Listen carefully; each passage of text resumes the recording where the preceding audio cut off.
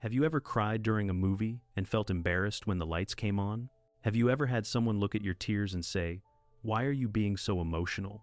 As if feeling deeply was something to apologize for? Have you ever been told you're too sensitive, too emotional, too much? So many times that you started believing something was fundamentally wrong with you?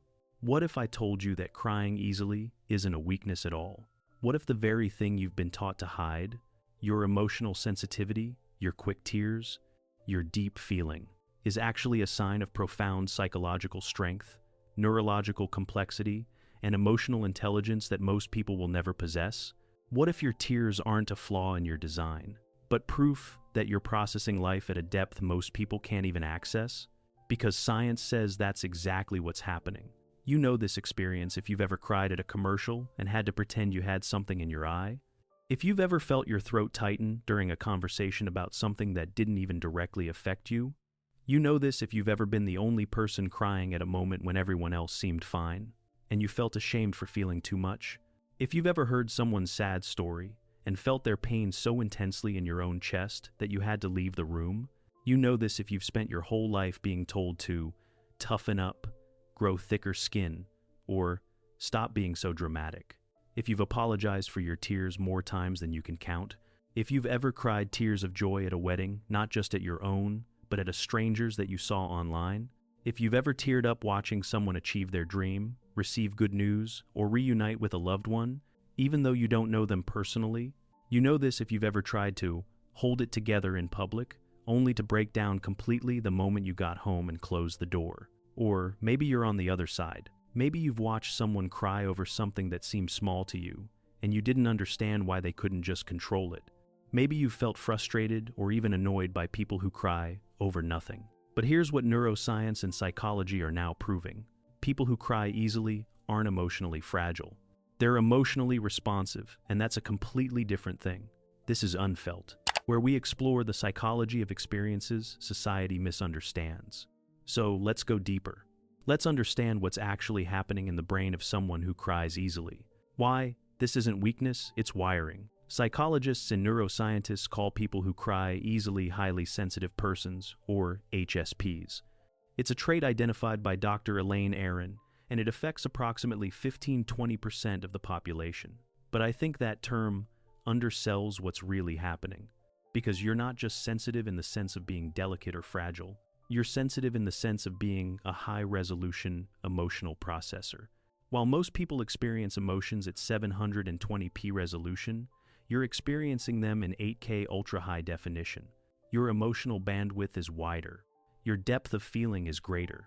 Your capacity to absorb and process emotional information is exponentially higher. And that's not a defect. That's an upgrade. But here's why this matters so profoundly. We live in a culture that treats emotional expression, especially crying, as weakness. We're taught from childhood that strong people don't cry, that tears are for babies, that real adults control their emotions. Boys are told, big boys don't cry. Girls are called drama queens when they express too much emotion. So if you cry easily, you spend your entire life feeling like you're failing at being human.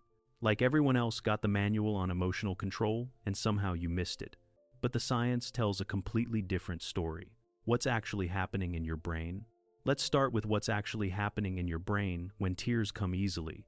Because this isn't about self-control or emotional maturity. It's about neurological architecture, the way your brain is physically built. First, your limbic system is highly reactive.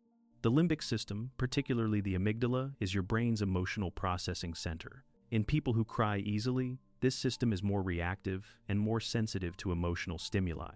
When you encounter something emotionally charged, a sad story, a tender moment, injustice, beauty, loss, connection, your amygdala responds more quickly and more intensely than the average person's.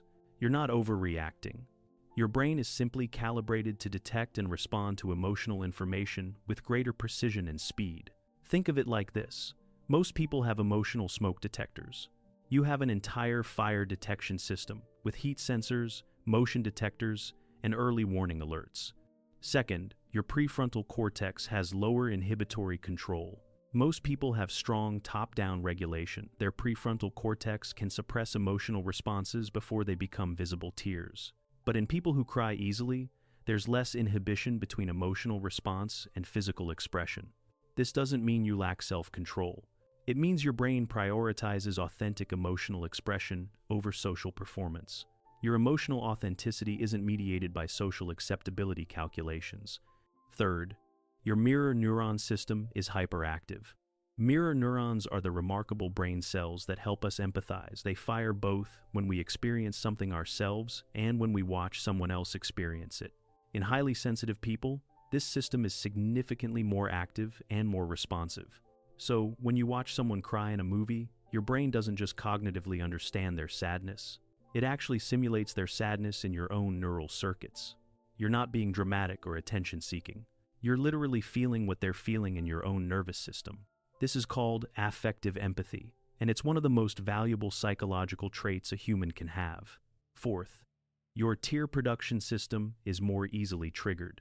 Emotional tears contain different chemical compounds than reflex tears from irritation. They contain stress hormones like cortisol and endorphins. When you cry emotional tears, you're literally releasing stress chemicals from your body. Crying is your nervous system's built-in stress regulation mechanism. Now let's talk about what crying easily actually reveals about your psychology. What crying easily reveals about you. Truth 1. You have exceptionally high emotional intelligence. Emotional intelligence isn't about controlling or suppressing your emotions. It's about recognizing, understanding, and appropriately responding to emotions, both yours and others. People who cry easily are often exceptionally skilled at reading subtle emotional cues in facial expressions, body language, and tone of voice, identifying complex, nuanced emotional states that others miss entirely, responding with appropriate empathy, support, and emotional attunement. Your tears aren't a sign of poor emotional regulation. They're a sign of deep emotional awareness and responsiveness. Truth 2. You process life with extraordinary depth. Psychologists describe highly sensitive people as having depth of processing. You don't just react to surface information. You automatically connect current experiences to past memories, predict future implications, and analyze deeper meanings and patterns. When something moves you to tears, it's rarely just about that single moment. Your brain is processing multiple layers simultaneously. The immediate situation, the symbolic meaning, the universal human experience it represents, how it connects to your own life story. You cry because you're seeing and feeling the full complexity in ways that others simply aren't accessing. Truth 3. You're biologically designed for connection. From an evolutionary perspective, emotional people weren't a liability to early human groups. They were absolutely essential for survival. They were the ones who could sense when someone in the tribe was suffering or in danger, who could detect subtle shifts in group dynamics before they became conflicts, who could nurture the young, care for the sick, and build the emotional bonds that kept communities cohesive and functional. Your sensitivity isn't a modern weakness or evolutionary mistake. It's an ancient adaptive strength that our increasingly disconnected world desperately needs. Truth 4. Your tears are physiologically healing. Here's something scientifically fascinating. Emotional tears have a completely different chemical composition than irritation tears. They contain stress hormones like cortisol, as well as endorphins, which are natural pain relievers.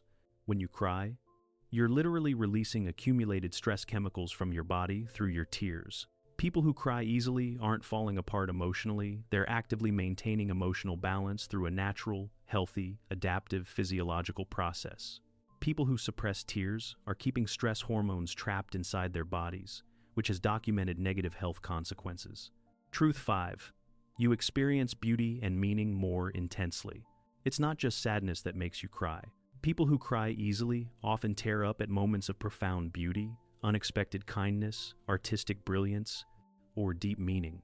You cry at sunsets, at moving music, at acts of courage, at expressions of love. This is called aesthetic sensitivity, the capacity to be deeply moved by beauty and meaning in all its forms. It's not a flaw. It's a gift that allows you to experience the full richness and depth of being alive. Which truth resonated most deeply with you? Drop a number in the comments, 1 through 5. Why does it feel so shameful? So if crying easily is biologically healthy and psychologically sophisticated, why does it feel so deeply shameful? Because we live in a culture with profoundly toxic and scientifically inaccurate beliefs about emotions. Toxic belief 1. Emotions are the opposite of intelligence. We're taught that logic is superior to emotion, that rational people don't let feelings interfere with decisions. But neuroscience has definitively proven this is completely false. People who can't access their emotions, whether due to brain damage or severe psychological disconnection, make consistently terrible decisions. Because emotions aren't the opposite of intelligence, they're essential data, evolutionary wisdom, and embodied information that inform wise, adaptive choices. Toxic belief 2. Crying is emotional manipulation. Many people who cry easily have been accused of using tears to get their way. But research shows that genuine emotional tears are involuntary physiological responses. You literally cannot fake the complete package, the specific tear composition, the precise facial muscle contractions, the autonomic nervous system activation patterns. If someone tells you you're manipulating them with your tears, what they're actually revealing is, your visible emotions make me profoundly uncomfortable, and I'm blaming you for my inability to handle that discomfort. Toxic belief 3. Strong people don't cry. This might be the single most psychologically damaging belief of all. Because the truth is, emotionally strong people do cry. What they don't do is completely collapse under their emotions or become non-functional. They feel deeply, they express authentically, and then they move forward with renewed clarity and emotional honesty. Crying isn't the opposite of strength. Emotional avoidance, suppression, and disconnection are the real signs of weakness. The Orchid and Dandelion theory. There's a powerful metaphor in developmental psychology that perfectly explains people who feel deeply. It's called the Orchid and Dandelion theory. Most people, about 80% of the population, are dandelions. Dandelions are remarkably resilient and adaptable. They can grow and thrive in almost any environment, in cracks, in sidewalks, in nutrient-poor soil, in harsh conditions. But about 20% of people are orchids. Orchids are exquisitely sensitive to their environment in both directions. In harsh, stressful conditions, chaos, criticism, emotional coldness, instability, they wither and struggle significantly more than dandelions do. But here's the crucial, beautiful part that most people never hear. When orchids are placed in the right environment, with emotional warmth, psychological safety, genuine attunement, consistent support, and understanding, they don't just survive or match the dandelions.